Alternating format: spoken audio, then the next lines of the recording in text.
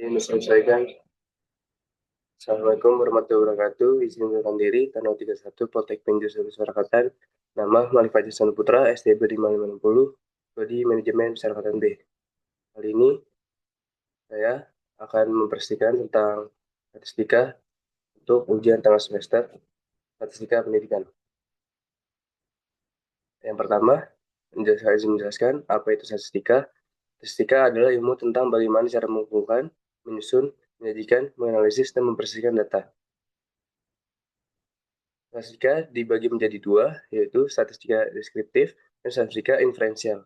Statistika deskriptif adalah metode statistika yang digunakan untuk menggambarkan atau mendeskripsikan data yang telah dikumpulkan menjadi sebuah informasi. Kedua, statistika inferensial atau induktif adalah metode yang digunakan untuk mengetahui sebuah populasi berdasarkan suatu sampel atau contoh dengan menganalisis dan menginterpretasikan data menjadi sebuah kesimpulan. Materi statistika deskriptif itu ada penyajian data, ukuran pemusatan, ukuran penyebaran, deret berkala, peramalan, dan sebagainya. Kemudian materi statistika inferensial ada metode sampling, teori pendugaan, probabilitas statistik non-parametrik, pengujian hipotesis, regresi dan korelasi sederhana dan berganda, analisis varian, ujian persyaratan analisis data, dan ujian validitas dan reliabilitas. Kemudian, setelah ini ada data. Data adalah kumpulan informasi yang didapatkan melalui berbagai macam metode seperti pengamatan, ukuran, riset, dan sebagainya. Jenis data dibagi menjadi 4, yaitu yang pertama, data menurut sifatnya. Terbagi menjadi 2, yaitu data kualitatif dan data kuantitatif. Kemudian, data kuantitatif dibagi menjadi 2, yaitu data diskret dan data kontinu. Kemudian yang kedua, data menurut sumbernya, mengacu kepada sumber perolehan data, yakni internal dan eksternal. Ini adalah contoh data menurut sifatnya. Itu data kualitatif, contohnya adalah berbagai jenis kelamin, membedakan jenis kelamin, warna kesayangan, asal suku. Kemudian data kuantitatif yaitu ada diskret seperti jumlah mobil atau jumlah kendaraan, jumlah staf dalam satu organisasi, jumlah TV. Lalu data kontinu ada berat badan, jarak kota, rumah. Nah, keterangannya data kualitatif ini adalah data yang berupa non angka. Kemudian data kuantitatif adalah data yang berupa angka. Seperti data diskret adalah data yang didapatkan dari hasil menghitung. Seperti jumlah mobil dalam suatu tempat, jumlah staf dalam satu organisasi, dan jumlah TV dengan berbagai jenisnya. Kemudian data kontinu adalah data yang didapatkan dari hasil pengukuran, yaitu pengukuran berat badan dan tinggi badan, jarak kota A ke kota B, dan luas rumah. Kemudian data menurut sumbernya. Data menurut sumbernya mengacu kepada sumber perolehan data, yakni internal dan eksternal. Data internal adalah data yang bersumber dari keadaan atau kegiatan suatu organisasi atau perusahaan, seperti data tentang aktivitas perusahaan atau aktivitas sekolah. Kemudian data eksternal, data yang bersumber dari luar organisasi, perusahaan, atau sekolah, seperti data yang didapatkan dari BPS, LIPI, BI, Diknas, dan kemudian lain-lain.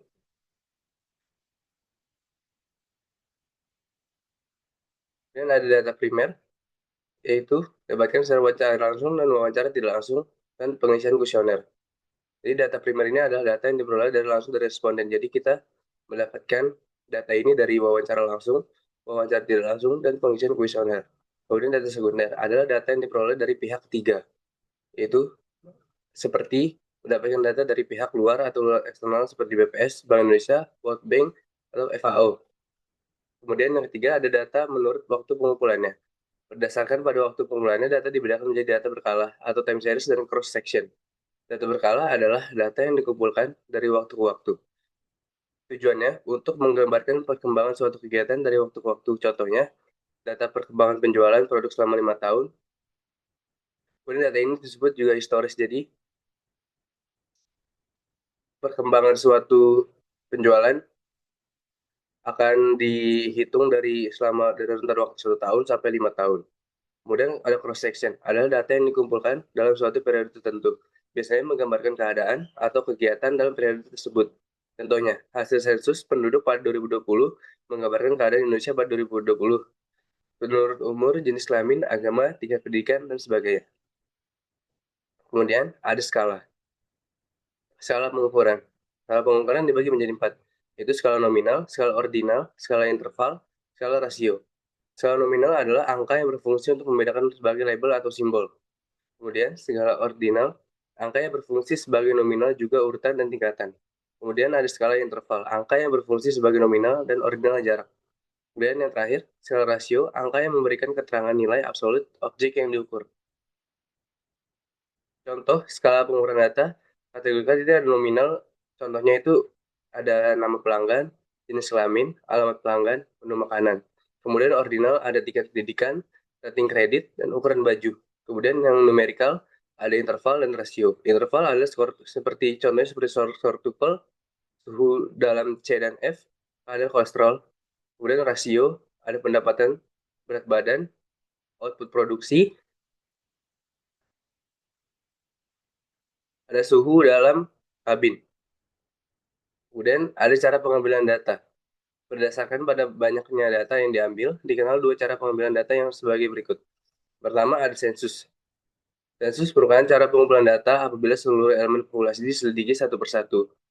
Data yang diperoleh dari hasil pengolahan sensus disebut data yang sebenarnya atau data yang benar, true value, atau sering disebut parameter.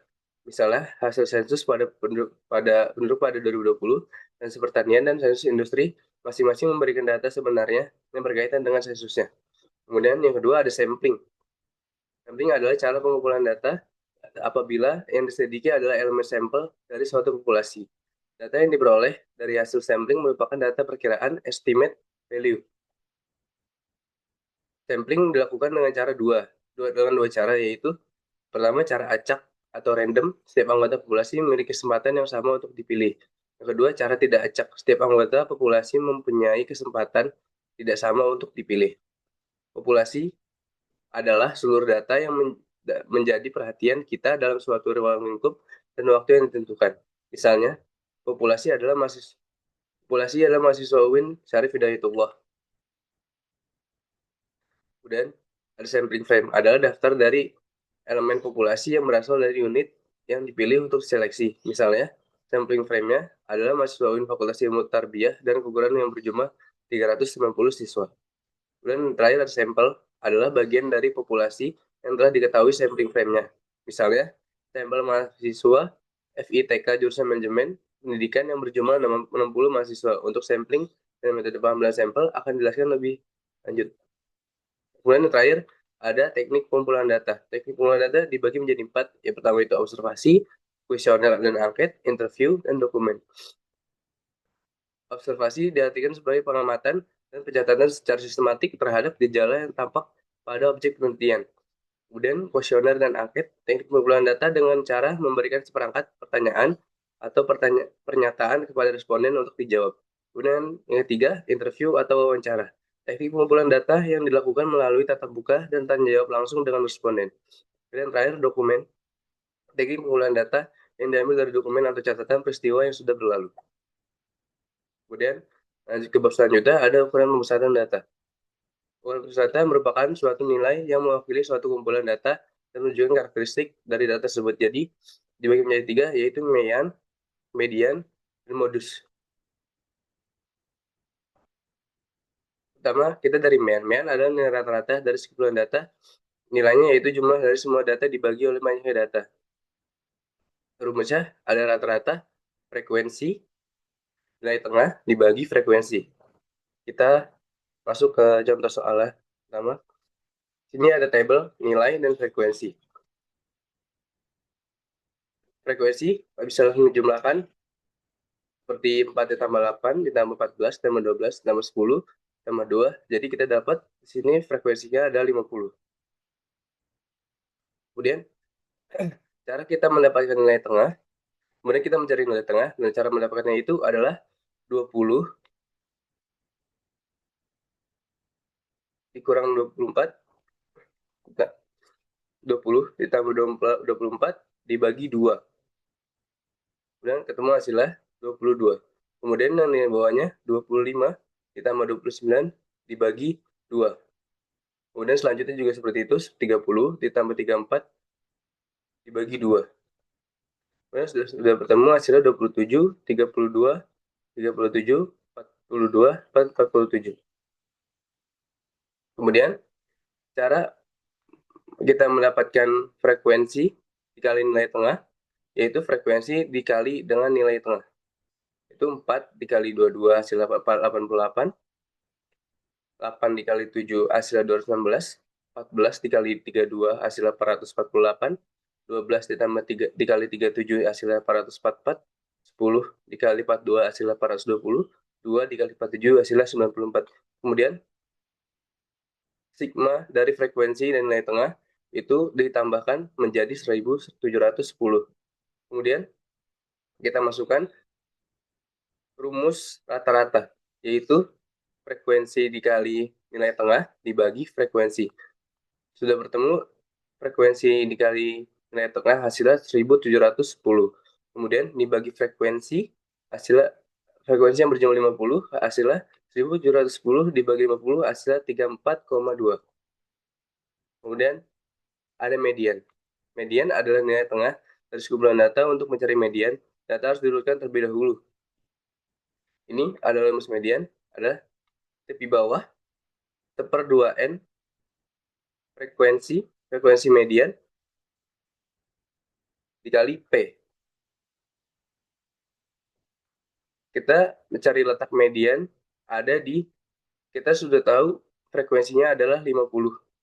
Berarti seper 2N hasilnya itu seper 2 dikali 50 hasilnya 25.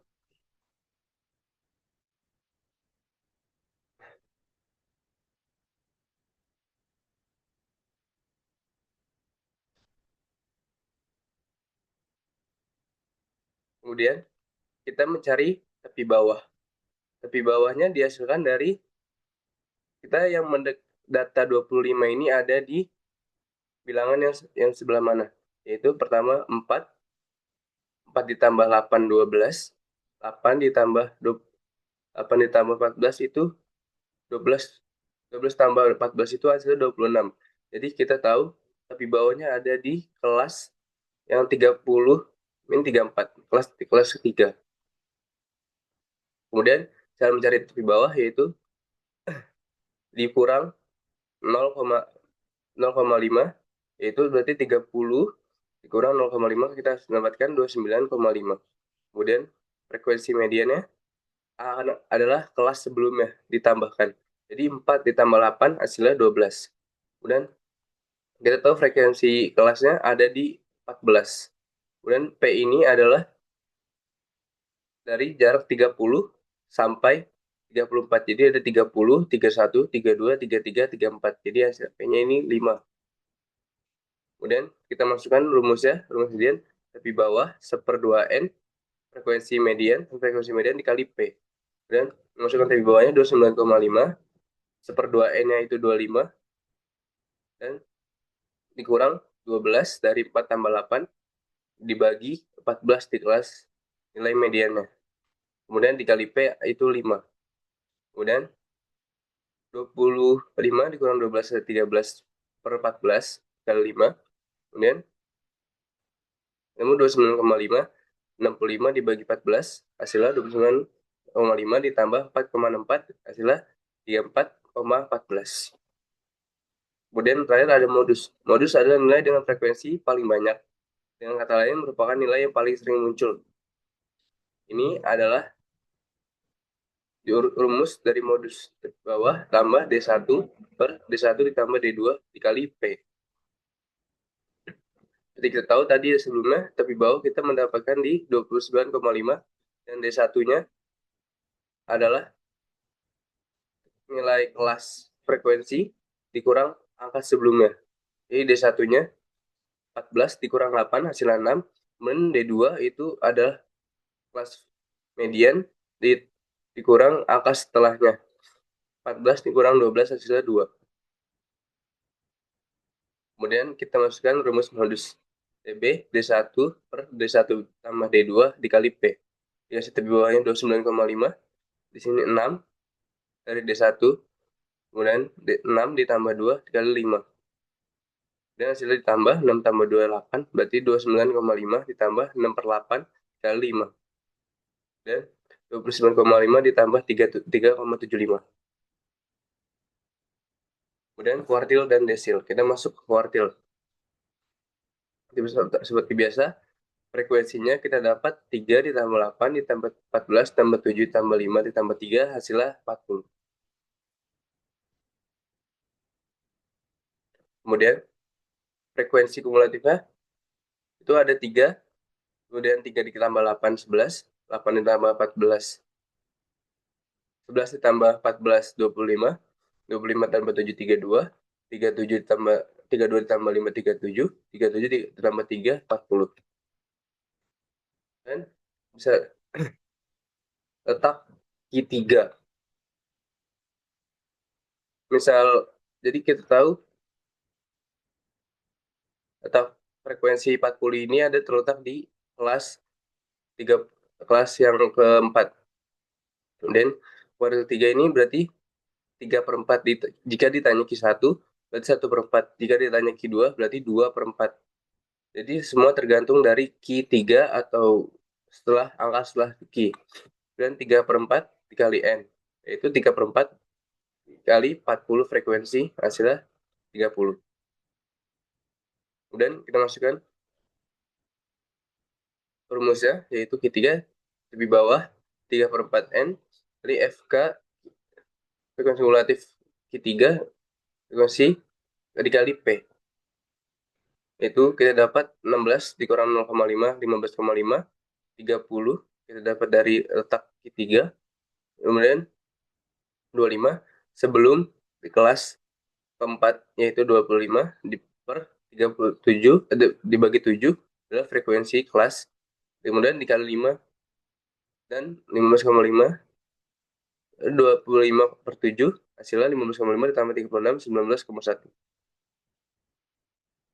Dan letak D9-nya.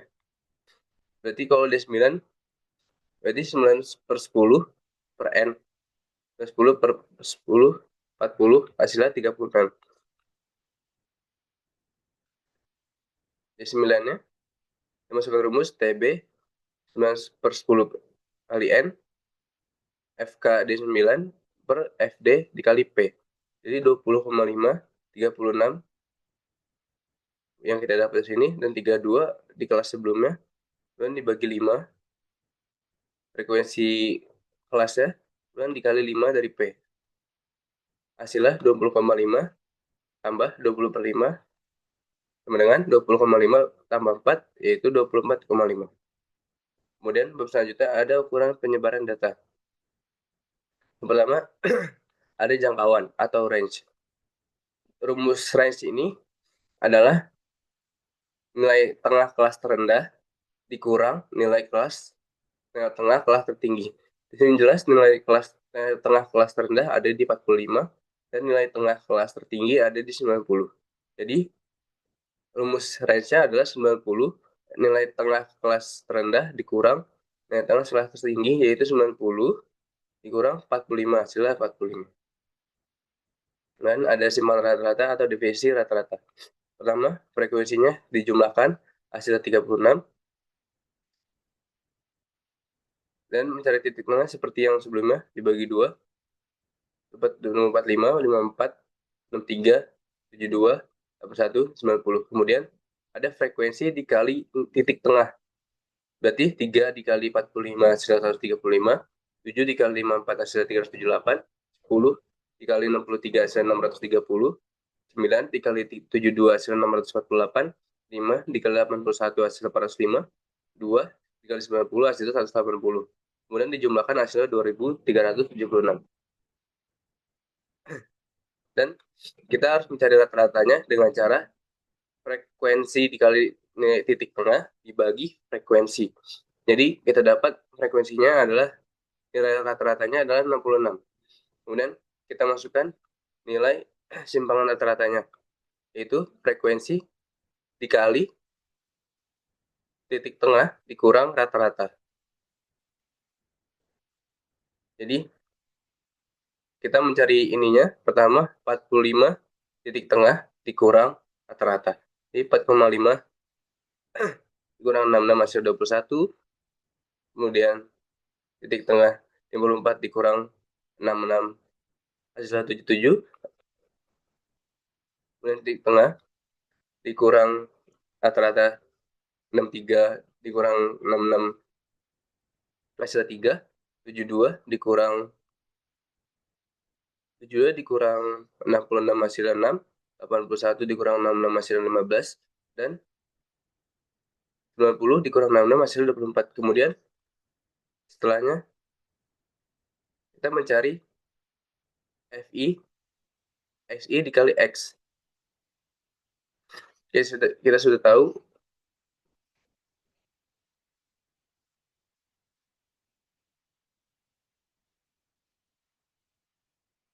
pertama, jadi 3 dikali 21 hasilnya 63, dengan dikali frekuensi dan nilai XI dikurang rata-rata.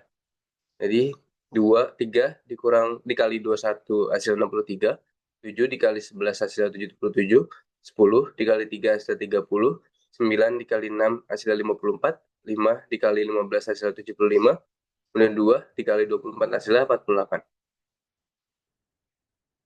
Kemudian dijumlahkan hasilnya 374. Kemudian langsung kita masukkan nilai rumus simpangan rata-ratanya, yaitu kita sudah dapat frekuensi dikali XI dikurang rata-rata. Dan kita dapat 374, langsung dikurang frekuensinya, dibagi frekuensinya, yaitu 36, hasilnya 10,39.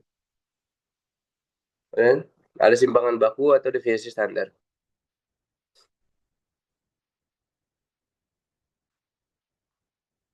Seperti yang pertama, yaitu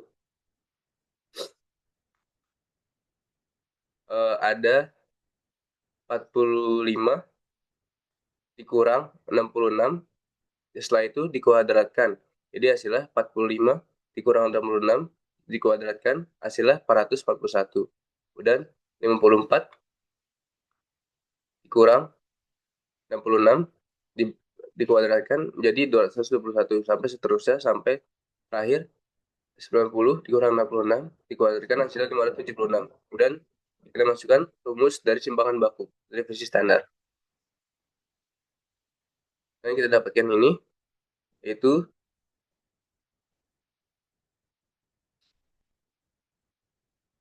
dikuadratkan hasilnya 441 dikuadratkan 1323, 121 dikuadratkan hasilnya 800,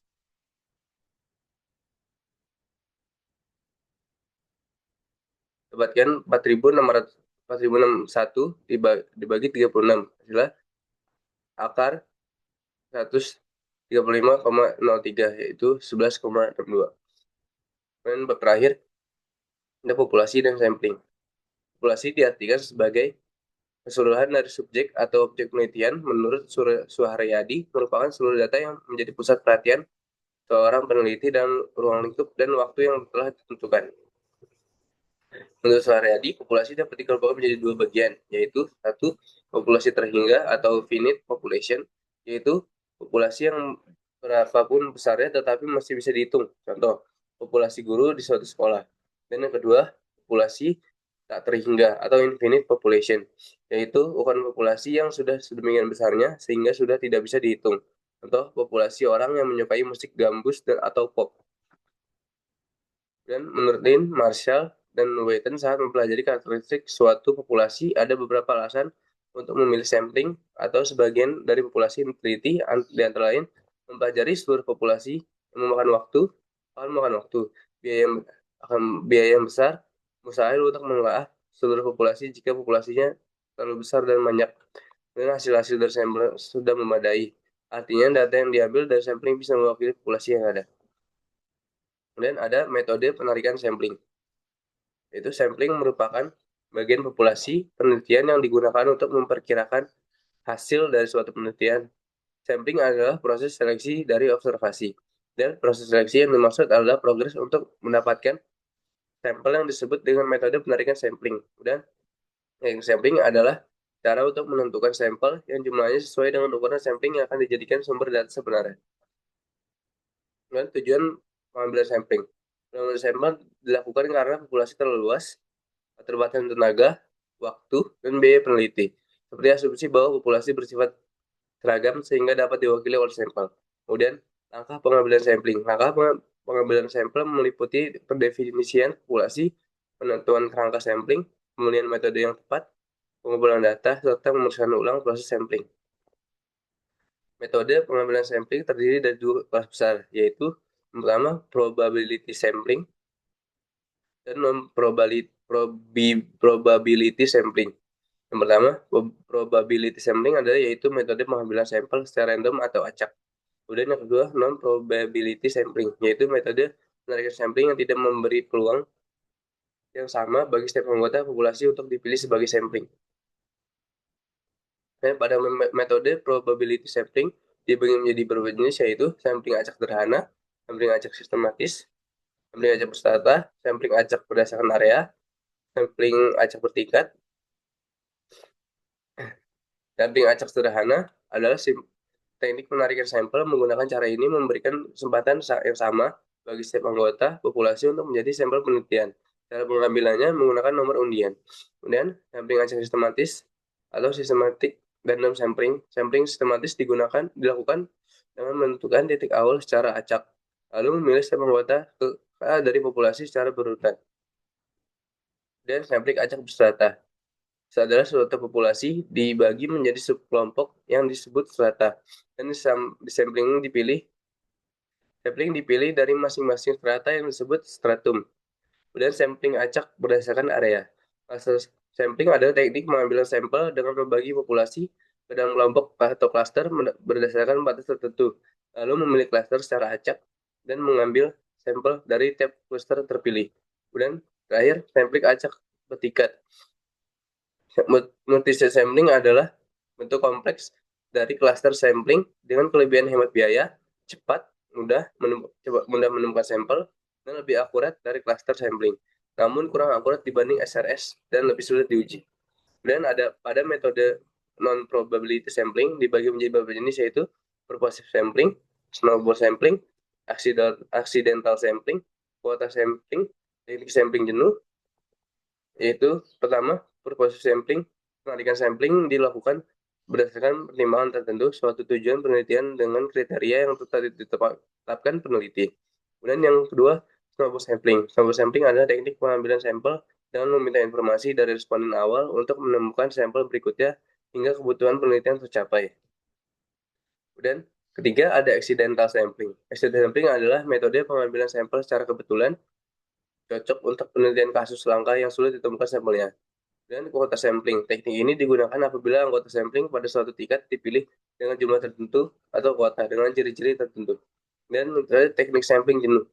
Dan sampling jenuh adalah teknik penentuan sampling yang menjadikan semua anggota populasi sebagai sampling dengan syarat populasi yang ada kurang dari 30 orang.